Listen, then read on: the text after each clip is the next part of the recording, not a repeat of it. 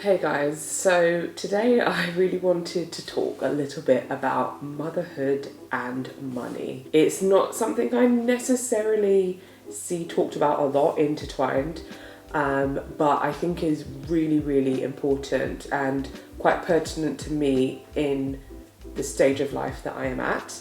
I am a mother to two children, one who is literally weeks old and another who is just about to be 2. It feels very much like I'm in the thick of it. And throughout these last 2 years, things have changed in terms of money and career, and I thought I wanted to make a video about this just in case anyone is feeling the same way. YouTube is a great place to kind of express these things and maybe have conversations about it. So one of the things that I really wanted to talk about is this internal mental battle I have been having with myself now for the last couple of years in terms of really wanting to become a mum, but also being career focused and also being somebody who has quite large financial goals. And how do they all kind of marry up together or not marry up together? One of the things that I've truthfully found, you cannot quite have it all. And that's not to say that you can't achieve a really good life, because I feel like I have achieved that. But I do feel like certain things have been sacrificed because I've made certain choices. So one of the choices that I made was to become a mum, and because of that, I would say my career has definitely been impacted in the past 3 years. So from the first time I was pregnant up until now, essentially, I have seen how my career has hugely slowed down. During my first pregnancy, first maternity leave, I returned to work for some months, and then I'm now on maternity leave again. So I think naturally, of course, that's going to have an impact on my career because I haven't been there as much.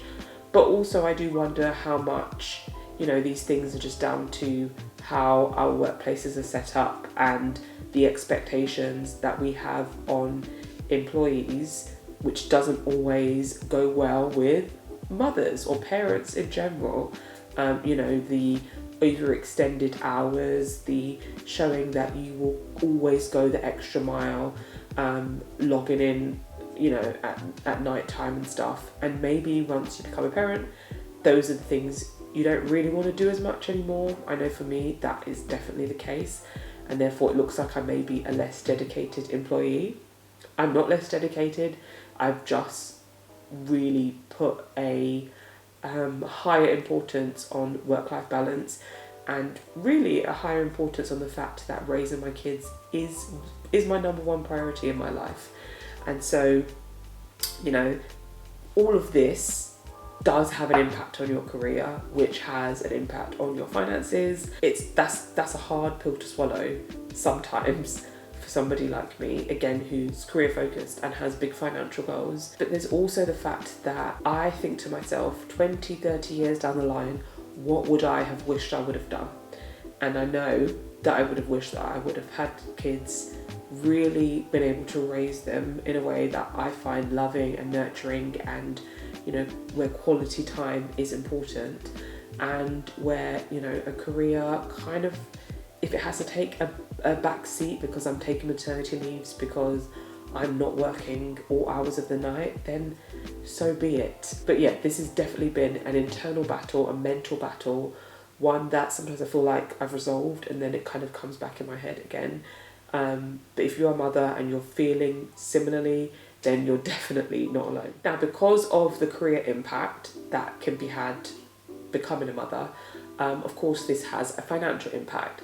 And this largely is to do with gaps in a career. So, as I said, maternity leaves, part-time work, which I think the statistic, in fact, I'm not going to even say it because I'm not entirely sure, but it's a large proportion of women, or percentage of women, who after a maternity leave, when they return back to work, go part-time. And of course, whether you have a long maternity leave or you go back to work part-time, this will mean that you have less income to play with. And it's not just about having less income to play with now, it's also less income to play with in the future, and less money maybe going into your pensions, less money going into your savings, and it's a knock-on effect, I guess. It starts now, but the repercussions of that in the future are huge for women, which is why we have, when we look at pensions, we look at women and men, there's still a huge gap in pensions, largely because of these gaps in our career that we have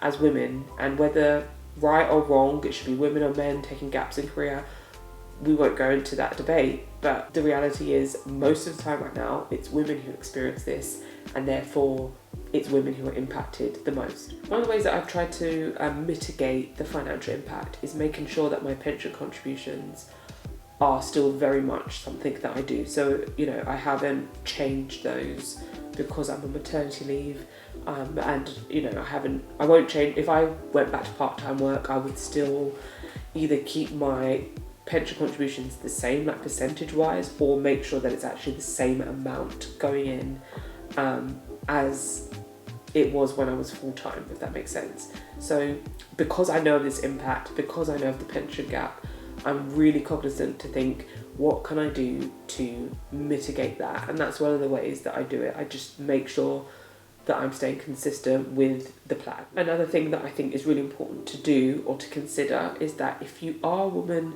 taking maternity leave and you're going to have reduced income for a certain amount of time, which most of us would, to make sure that that doesn't reflect in how you handle your household finances. For instance, it shouldn't be because you as the woman are on maternity leave that you have less fun money to spend than maybe your husband does because he's working and earning more. Here we are, almost 2 hours later, but the epitome of mum life is trying to juggle it all. I'm determined to get this video done, so let's try and get it done.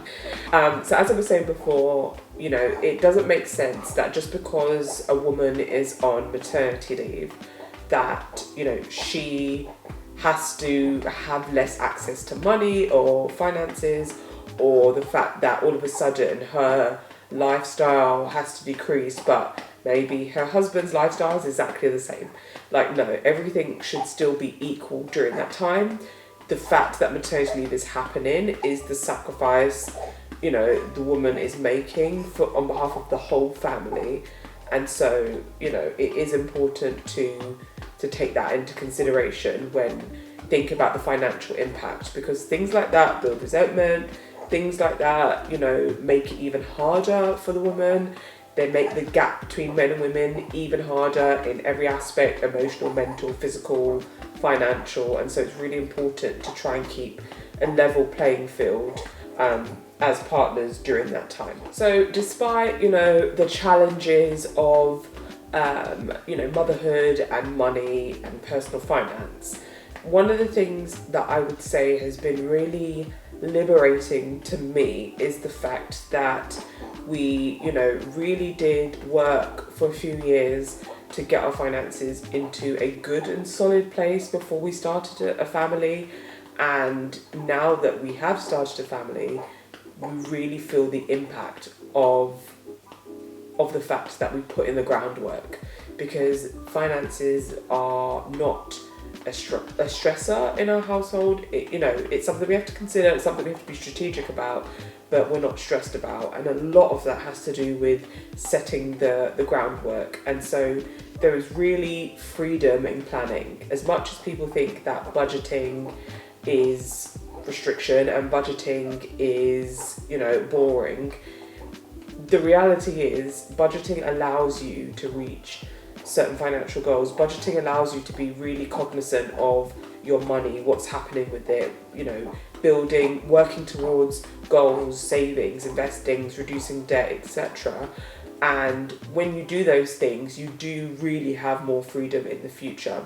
And so I would encourage anyone who's thinking of starting a family to really work on trying to get your finances in place ahead of time, if possible. And if not possible, you've already started a family and you're thinking, actually, I now need to get my finances in place. It's never too late, because if you start now, think where you'll be 3 years from now, 5 years from now, and you will get to enjoy your family in a different way. if you put in the groundwork now. So it's absolutely never too late. But I thought it was really important to say that as much as, you know, motherhood and money can sometimes seem polar opposites, or like they repel each other, they work together very well as well. Money is very important in motherhood. You want the freedom to be able to do nice things with your family, and you want the freedom to be able to take time off work if you want to raise your children. And so all those things do come with some form of planning.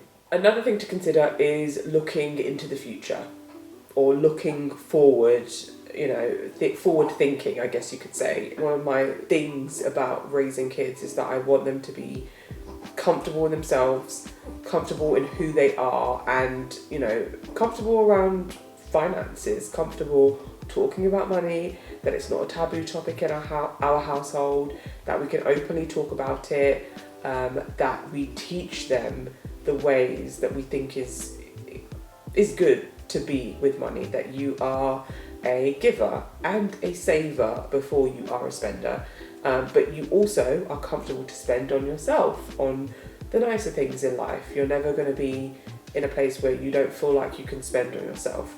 And this really comes through, I think, living it out. So my husband and I will have to live it out. They're going to have to see that, you know, we budget, that we talk about money, that we don't shy away from money, that any issues that we have, we can address.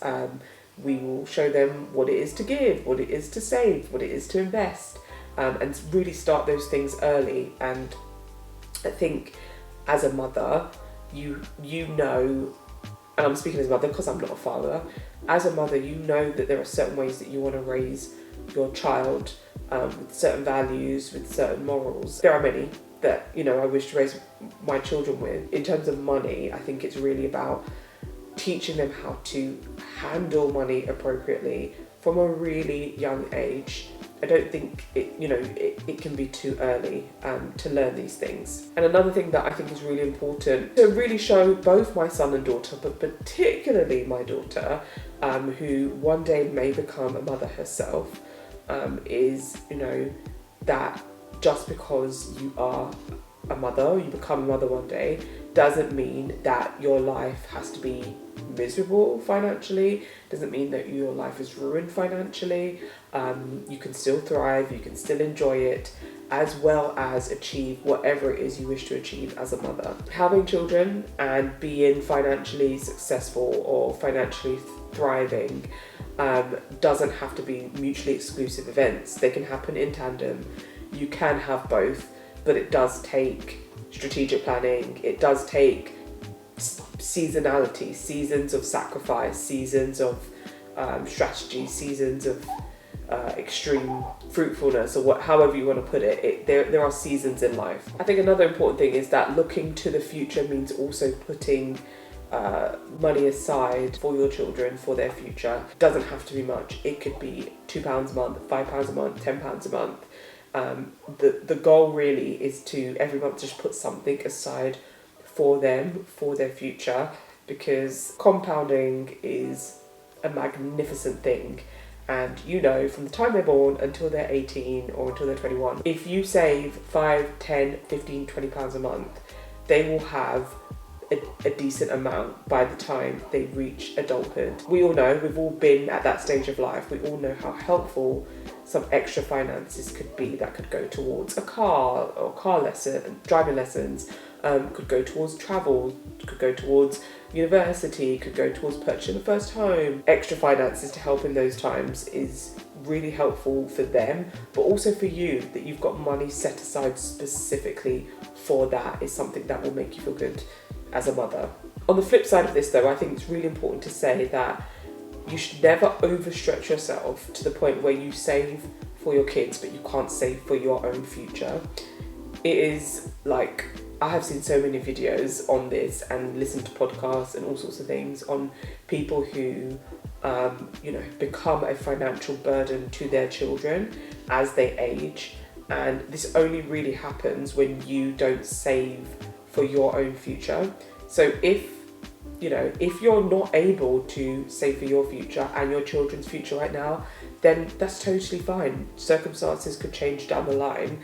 The focus really does need to be saving for your future so that when you age, you can, really look after yourself and not be a burden to your children, because your children will always be able to figure it out on their own, in some way. Having some savings for them is just a bonus.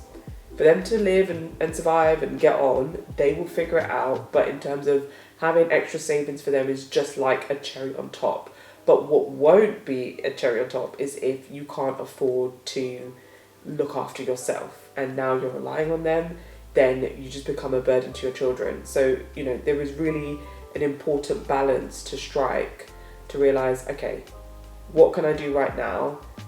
If saving for my children means I can't save for my own future, it's not what I can afford to do right now.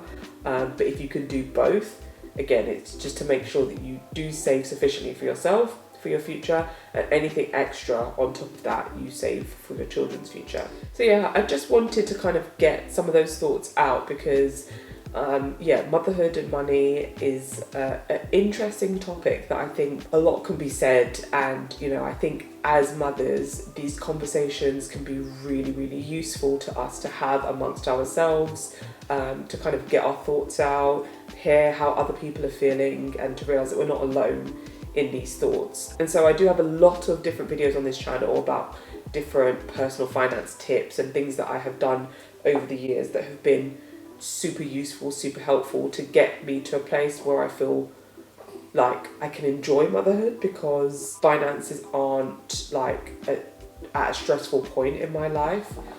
So feel free to check out other videos I may have that may provide helpful tips. Again, I hope today was enjoyable to watch. Thank you so much for watching and being here, and I look forward to seeing you in the next video real soon.